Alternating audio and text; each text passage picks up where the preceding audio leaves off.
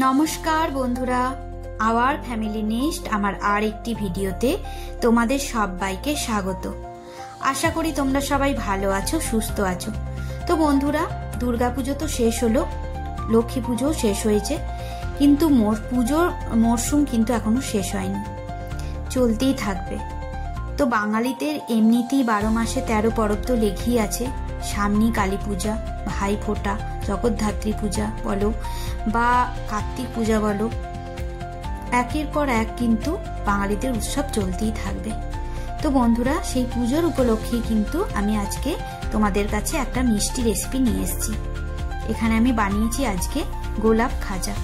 ভীষণ মুচমুচে খাস্তাই এই গোলাপ খাজা খেতে কিন্তু দারুণ লাগে, এবং আমরা অনেক সময় দোকান থেকে কিনে এনে এই খাজা খাই, কিন্তু এই খাজা তোমরা বাড়িতে খুব অনায়াসে, খুব কম সময়ে এবং খুব সামান্য উপকরণ দিয়ে কিন্তু বানিয়ে নিতে পারবে। এই দেখো খাজাগুলো কত সুন্দর হয়েছে এবং ভীষণ মুচমুচে হয়েছে। শব্দ শুনিয়ে বুঝতে পারছো কতটা মুচমুচে খাস্তাই হয়েছে খাজাগুলো। ভীষণ মুচমুচে খাস্তাই এই খাজা বাড়িতে অনায়াসে বানানো যেতে পারে। তো চলো, এই মুচমুচে খাস্তাই খাজাটা আমি কিভাবে বানিয়েছি সেটাই আজ আমি তোমাদের দেখাবো। এখানে আমি একটা মিক্সিং বোল নিয়েছি। এই বোলের মধ্যে আমি প্রথমেই দেব এখানে 1 কাপের মতো ময়দা। ফুল কাপ আমি নিইনি, পুরো চুরচুর করে 1 কাপ নিয়েছি। ফুল কাপ নয়, একটুখানি কম আছে, তবে ওই 225 গ্রামের মতো হবে। এবার আমি এখানে দিয়ে দিচ্ছি লবণ। লবণটা ভালো করে মিক্সড করে নিয়ে ওই কাপের মাপি একটুখানি জল একটু একটু করে মাখিয়ে নেব। ডোটা এখানে কিন্তু একটু শক্ত করে টাইট করে মাখাবো, খুব নরম ডো করে মাখালে হবে না। আরও একটা কথা, এখানে কিন্তু কোনো ময়ান দেওয়ার প্রয়োজন নেই, এমনি লবণ দিয়ে মাখালেই হবে। আর অল্প অল্প জল দিয়ে টাইট করে একটা ডো তৈরি করে নেব। একটু একটু করে জল দেব, একবারেই কিন্তু বেশি করে জল দিয়ে দিলে কিন্তু হবে না। অল্প অল্প করে জল দিয়ে শক্ত করে ডোটা তৈরি করে নিতে হবে। দেখো, সমস্ত জলটা কিন্তু আমার লাগেনি, কতটুকু জল লেগেছে, খুব অল্প জল দিয়ে কিন্তু আমি মেখেছি। ডোটা মাখা হয়ে গেছে। এবার একটু ভালো করে ঠেসে নিয়ে এটা চাপা দিয়ে রেখে দেব। মাখা হয়ে গেছে এটা আমি এখন 10 মিনিট রেস্ট করতে দেব। এখন এটা আমি ঢাকা দিয়ে রেখে দিচ্ছি এক সাইডে। অন্যদিকে একটা সসপ্যান নিয়েছি, তার মধ্যে আমি এখানে দিয়ে দিচ্ছি 1/4 কাপের মতো চিনি। চিনিটা দিয়ে দিলাম। এবার ওই কাপের মাপি আমি দেব 1/2 কাপের মতো একটু জল। জলটা দিয়ে দিলাম, দিয়ে এটা ফুটতে দেব। এখানে 1 তার বা 2 তারের কোনো রস কিন্তু বানানোর কোনো প্রয়োজন নাই, এভাবে রসটা বানাতে হবে। যখন এটা একটু ফুট হয়ে আসবে তখন দিয়ে দিলাম এখানে একটু কেশর, কালারটাও আসবে খুব সুন্দর আর একটা সুন্দর ফ্লেভার দেবে। এবার অন্যদিকে আর একটা বোল নিয়েছি, বোলের মধ্যে এখানে আমি একটু গলানো গাওয়া ঘি দিয়ে দিলাম। এই 3-4 চামচের মতো ঘিটা দেব। ঘিটা একটু গলিয়ে নিয়ে দেব। এতে 1 চামচ দেব কর্নফ্লাওয়ার।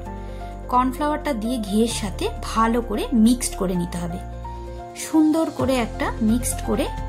এই দেখো, একটা মিক্সিং ঘিয়ের মধ্যে করে নিতে হবে কর্নফ্লাওয়ার দিয়ে। দেখো, রসটা কিন্তু আমার মোটামুটি রেডি হয়ে গেছে। একটু মোটা করে করব রসটা, তো মোটামুটি এবার অফ করে দেব গ্যাসটা। এবার অফ করে দিলাম। অন্যদিকে এবার আমি দেখছি ডোটা কেমন অবস্থায় আছে। দেখো, ডোটা কিন্তু একদম রেডি হয়ে গেছে। একদম অনেকক্ষণ ধরে, প্রায় 10 মিনিট হলো আমি এটা মাখিয়ে রেখে দিয়েছিলাম। এটা একটু নরম হয়ে গেছে। ভালো করে হাতে করে আমি আরেকটু ঠেসে নিচ্ছি, যাতে ভালো করে যেন সেট হয়ে যায়। মোটামুটি যখন সেট হয়ে যাবে, ছোট ছোট করে লেচি কেটে নেব। লুচির যে লেচি কাটি তার থেকে একটু বড় সাইজের লেচি কেটে নেব। এইভাবে কয়েকটা লেচি আমি কেটে নিয়েছি। তো দেখো, কটা লেচি হয়েছে এখানে, এই কতগুলো লেচি হয়েছে। এই এতগুলো লেচির মতো আমার তৈরি হয়েছে। এবার এটা এক সাইডে ঢাকা দিয়ে রেখে দেব।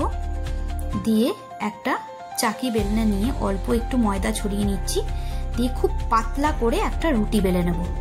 যতটা পারা যায় পাতলা করে কিন্তু রুটিটা বেলতে হবে, খুব পাতলা করে বেলা দরকার। যত পাতলা করে বেলবে তত কিন্তু ভালো মচমচে হবে এবং খুব সুন্দর তৈরি হবে এই খাজাটা। ওই জন্য খুব ভালো করে আমি পাতলা করে বেলে নিচ্ছি রুটিটা। এই দেখো মোটামুটি এবার ভালো করে ময়দা যেটা আছে সেটা ঝেড়ে নিচ্ছি, যেন কোনো রকম ময়দা এখানে না থাকে। পরিষ্কার করে ঝেড়ে পরিষ্কার করে নিয়েছি। এবার যে ঘিয়ের আর কর্নফ্লাওয়ারের যে মিক্সিংটা আমি বানিয়ে রেখেছিলাম সেটা অল্প অল্প করে উপর থেকে ছড়িয়ে দেব। অল্প অল্প দেবো, খুব বেশি দেওয়ার দরকার নেই। এবার একটা ব্রাশ দিয়ে ভালো করে চারদিকে লাগিয়ে নিতে হবে। যেহেতু ময়দা দেওয়া আছে তার জন্য একটু টেনে নিচ্ছে।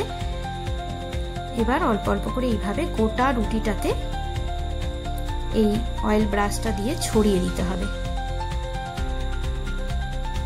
একটু বেশি পরিমাণেই লাগলো, কারণ যেহেতু ময়দা ছড়ানো আছে তো তাই একটু বেশি পরিমাণেই লাগছে। চেষ্টা করা উচিত ময়দা দিয়ে না বেলার, এমনি প্লেন বেললি কিন্তু এটা সুবিধা হয়। তো পুরোটাই আমি ছড়িয়ে নিয়েছি। এবার অল্প অল্প উপরে সামান্য একটুখানি ময়দা আমি ছড়িয়ে দিলাম, খুব সামান্যই দেব, দিয়ে রুটিটা তৈরি করে নেব। তো এটা এক সাইডে রেখে দেব। এবার এটা হয়ে গেছে, এটা এক সাইডে রেখে দেব। এইভাবে সমস্ত যে লেচিগুলো আমি কেটে নিয়েছিলাম সব কটা রুটি পাতলা পাতলা করে বেলে এভাবে অয়েল ব্রাশ করে ময়দা ছড়িয়ে ছড়িয়ে নিয়ে সব কটা তৈরি করে নিয়েছি। এখানে 7-8টা মতো আমার হয়েছে। অন্তত 5টা কিন্তু এভাবে রুটি তৈরি করতেই হবে। 5টার কম হলে হবে না, বেশি হলে কোনো অসুবিধা নেই। এবার হালকা করে প্রেস করে আমি একটু বেলে নিলাম, দিয়ে একটা ছুরি দিয়ে সাইডগুলো এভাবে কয়েকটা কেটে নিচ্ছি। দেখো এভাবে কেটে নিচ্ছি।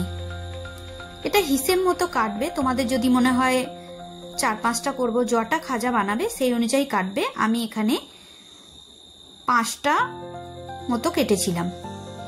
5টার মতো কাটলে 5টা কিন্তু আমার খাজা তৈরি হয়েছে।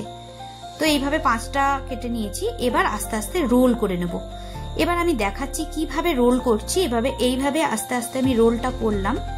রোল করার পর দেখো এইভাবে তৈরি হয়েছে গোলাপের মতো। আর পিছন দিকটা এই যে একদিকটা আর এক দিকটা দুদিকে হয়েছে, একটা সাইড আমি এইভাবে আস্তে আস্তে মুড়ে নিচ্ছি। এইভাবে আস্তে আস্তে মোড়াটা একটু ভালো করে লক্ষ্য করলে বুঝতে পারবে। এইভাবে পিছন দিকটা এইভাবে আমি মুড়ে নিচ্ছি, খুব হালকা করে এইভাবে মুড়তে হবে, যেন ভেতরের যে লেয়ারগুলো আছে সেগুলো যেন নষ্ট না হয়। এবার হালকা হাতে করে চাপ দিয়ে আমি প্রেস করে নিলাম, দিয়ে একটু বসিয়ে নিলাম।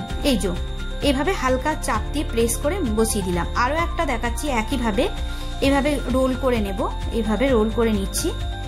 রোল করে নিলেই দেখো একটা গোলাপের কুড়ির মতো তৈরি হবে। এবার পিছন দিকটা আস্তে আস্তে ভালো করে এটা সাইডটা মুড়ে দেব, দিয়ে পিছন দিকের এইখানে আস্তে আস্তে তুলে এভাবে একইভাবে মুড়ে নেব। একইভাবে সমস্তগুলি আমি করে নিয়েছি। তো দেখো এবার সব করা হয়ে গেছে। এবার আস্তে আস্তে এইভাবে এই যে তৈরি হয়েছে রোলগুলো হাতে করে হালকা প্রেস করে নেব। প্রেস করে নিয়ে বেলনা দিয়ে হালকা করে বেলে নেব।